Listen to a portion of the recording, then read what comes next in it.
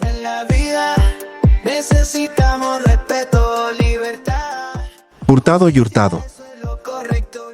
Un estudio jurídico con soluciones en derecho administrativo, civil, de familia, comercial y accidentología vial. Contamos con una reconocida trayectoria en derecho urbanístico y propiedad horizontal. Además, somos especialistas en pericias de patología estructural y geotecnia. Sin temor ni miedo, viva el derecho. En Derecho, con Nelson Hurtado. Solo en CTX. Estamos en Derecho con el abogado Nelson Hurtado. Unas pequeñas reflexiones que tienen que ver o tienen sus nexos con el derecho del diario acontecer, del modo de vivir en nuestro país, en nuestro departamento, en nuestros municipios y en nuestras regiones. Muy importante, alcanzó como a impresionarme la pregunta que le formuló el señor expresidente Álvaro Uribe Vélez a Iván Velázquez, exministro de Defensa de Colombia, en el sentido de si podía recordar cómo era la Facultad de Derecho en la ciudad universitaria de la Universidad de Antioquia en Medellín.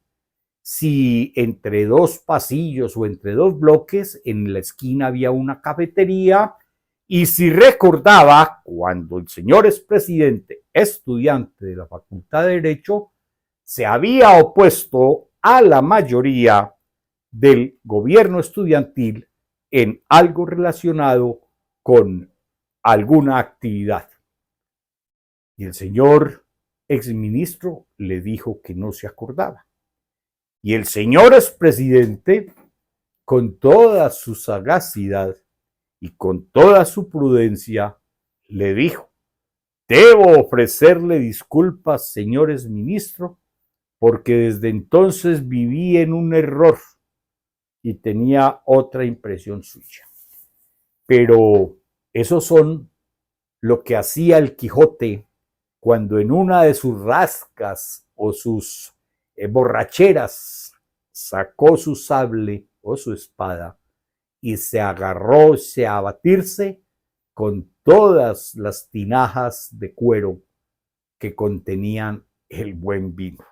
Pero a mí, que también vengo del Liceo Antioqueño para aquella época, puedo decir que me ha fortalecido en lo que ha sido mi concepción.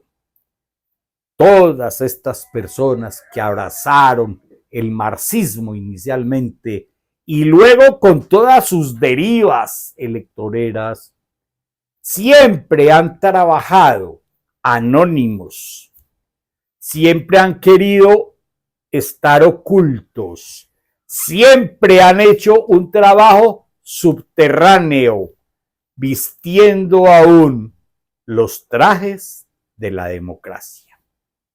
Yo no lo sabía porque no me he interesado más desde esa época, que hubiera estado hasta vinculado en la rama jurisdiccional. Señor expresidente, al contrario suyo, yo nunca permanecí tantas décadas en ese error. Y esto venga a cuento. ¿Por qué? Porque estamos viendo cómo ese discurso sigue manteniéndose con los mismos cánones y con los mismos patrones que estos oídos, que se van a comer los gusanos, diría mi abuelo, han escuchado como monotemas, como monodiscursos, desde hace 50 años o más, cambiándole simplemente el ropaje.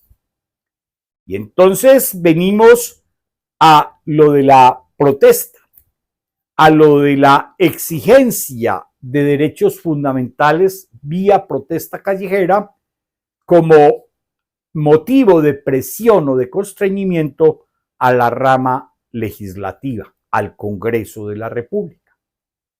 Y allí no se habla sino del pueblo y del pueblo trabajador, pero como ya lo han señalado muchas personas expertas, técnicos dedicados a estos temas, allí no cabe la población que está sin empleo, que anda en el empleo informal e incluso aquellos que andan en el mero y físico rebusque. Allí caben los que tienen empleo actualmente, ninguno otro. Allí caben ellos porque Petro los necesita como los ha necesitado a través de la historia. En alguna ocasión, en una de mis columnas había escrito lo que son los pobres en el discurso de la pobrecía. Y dicho y hecho, este pueblo, estos pobres, estos trabajadores son los que hoy tienen empleo y son los que están en el discurso de Petro justamente porque son su base, su capital político, los que ponen los votos por ser no solamente ciudadanos devotos, sino devotos. Allí tiene su clase, allí tiene su cauda, allí tiene su cantera electoral. Pero también lo ha dicho Petro, eso circula en muchos medios, de que a él no le interesa que esa base electoral suba o salga de la clase media. Porque ya lo ha dicho, si se van a la clase media o prosperan más, se vuelven de derecha y me los he de encontrar vacacionando en Miami o en Manhattan, en los almacenes de moda. Y cuando los pobres dejan de ser pobres y tienen, entonces se vuelven de derecha. Y viene el problema, porque si es dejar de ser pobre para vivir como en Miami, sí, pues se acabó la humanidad. ¿Qué es lo que necesita? Mantenerlos allí, cautivos, instrumentalizados, sin autonomía. Simplemente mientras él se sitúa en la cúpula, en la élite, con algunos cuantos elegidos por él, a conformar la élite de esa clase que se rompe dizque en lágrimas y pierde sus corazones dizque por los pobres. Los más lejanos que existen en el discurso de estos gobernantes autócratas, dictatoriales, autoritarios, de este progresismo que avanza, los más lejanos son justamente ese pueblo virtual, imaginario, que invocan, pero que en la realidad mantienen y mantendrán siempre sometido a las peores condiciones y a las menores opciones de mejorar en su calidad de vida. Colombianos, por favor, no seamos ciegos. El ejemplo más cercano lo tenemos en Cuba. Lleva 8 días la isla en total apagón eléctrico. No seamos ciegos, lo tenemos en Venezuela, donde la producción de petróleo se vino a pique y donde la energía eléctrica también está en crisis. No seamos ciegos, colombianos, que esas situaciones también las estamos generando o está generándolas el señor Petro para llevarnos hacia ese destino.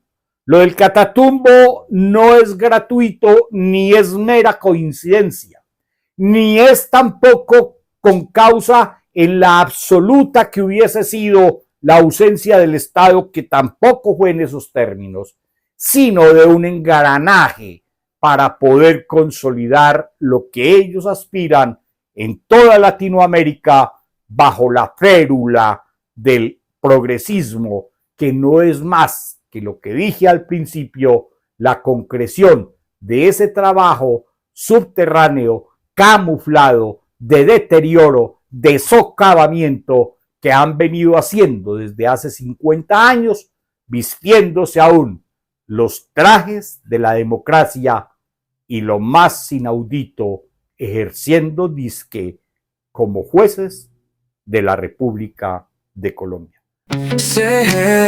CDX, la contundencia de los hechos.